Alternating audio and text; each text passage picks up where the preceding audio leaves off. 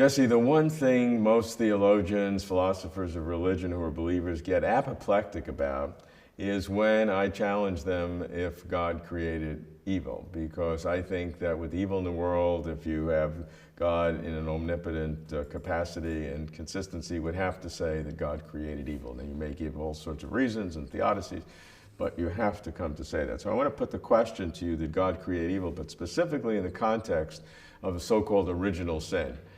So I'm making a lot of suppositions here that there is original sin, which I don't necessarily believe. There is a God, but assuming there is a God, the Bible is true, there's original sin, didn't God create evil? Yeah, well, that's a great set of questions.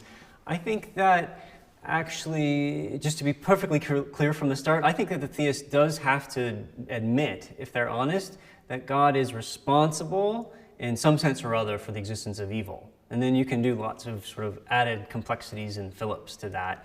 But I do think that we sort of have to just own up to the fact that God is responsible for the existence of evil in this world that God created in some sense or other. So you're making a fine distinction between responsible and created. That's right, because I think it makes a difference how exactly God is related to the existence of evil. Yeah, I'm not sure it makes a difference, but I'll let you try to show me why I'm wrong. Well, I think that, so when you talk about original sin, there are a number of things going on. One is the First of all, tell me what it is. What is original sin? Yeah, well, so let me just make a distinction between three things that sometimes people mean when they talk about original sin. The first is the idea of what I call the primal sin. That is, there's a historically first sin, right? So you think of a garden with pure beings that then fall, right? So that's one thing that sometimes people have in mind when they talk about original sin. I don't think that's the key concept of original sin. A second thing that people can have in mind when they talk about original sin is the idea that sin is inescapable, that it can't be avoided. It's in our nature. It's in our nature. And so that, I think, is much closer to the traditional conception of sin. But I think the traditional conception of original sin is, as I think you're pushing it towards here, not just that it's unavoidable, but that, yeah, somehow it's in our nature, that it's born, baked in a way, that as the first person to really talk about this suggests St. Augustine, that we have inborn desires inside of us that are just wrong in certain ways, that they don't properly appreciate goodness, that they're twisted in the way that they love things. Mm-hmm. So you're talking about three then definitions: a first instance, an unavoidability, and a built into our nature. Right. So how do all of those work together or teased apart? Well, the first instance part is just a way of trying to explain how did it come to pass that we would have such a thing as this baked in wrong desire in our nature. So original means like the first, or how it commenced. Right. And then the suggestion for the most part is that it gets inherited somehow, and it's not exactly clear exactly how it gets inherited. I think that you can actually draw on a lot of recent research in social science to just make the point that there are many things that we inherit in a whole manner of ways. The most obvious maybe is genetic, and it's popular to talk about genetic inheritance these days. But there are lots of aspects of culture that are inherited too. Even if people don't intend to pass them on, they do. And in those sorts of ways, various aspects of humanity can be passed down from one generation to the next. So that seems to be a very soft kind of way of going from original sin to making it part of our nature. It seems like the religious tradition has it much more hardwired rather than a kind of a cultural determination.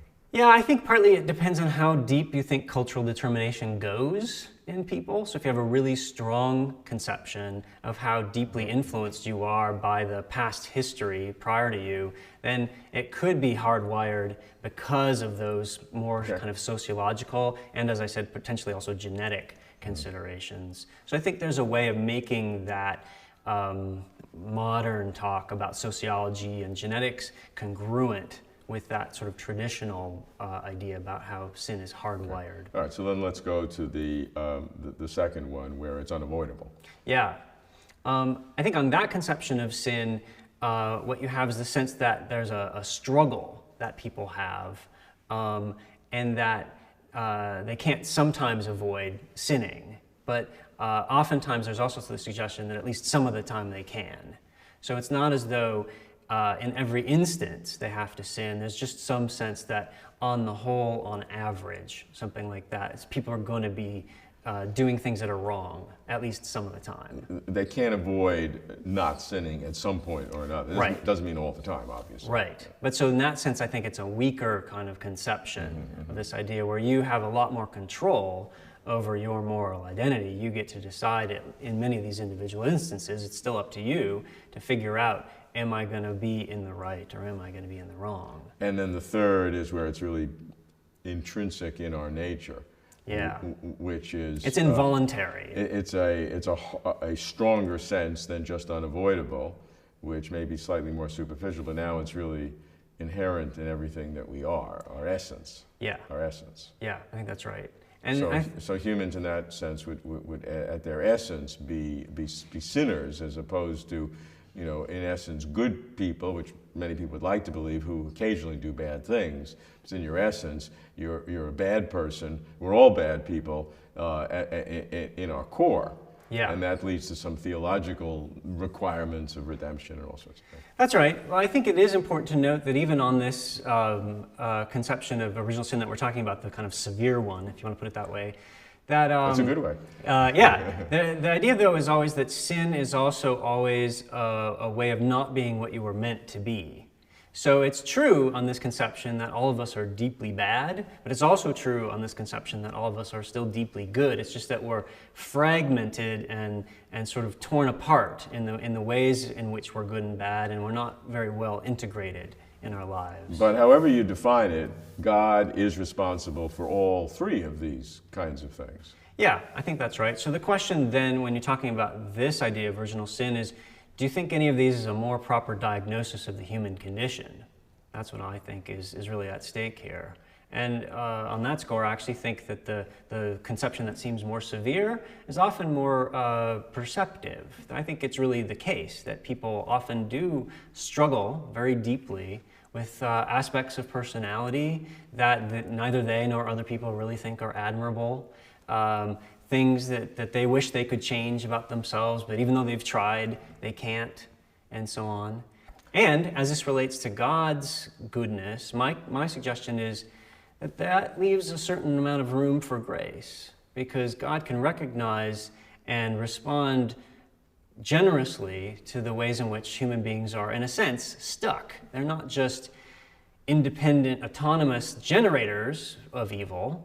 They're, in a sense, helpless. But does that then mean and give strength to the argument that God indeed created evil such that people could experience that, feel it, hate it, such that God could extend grace and redeem?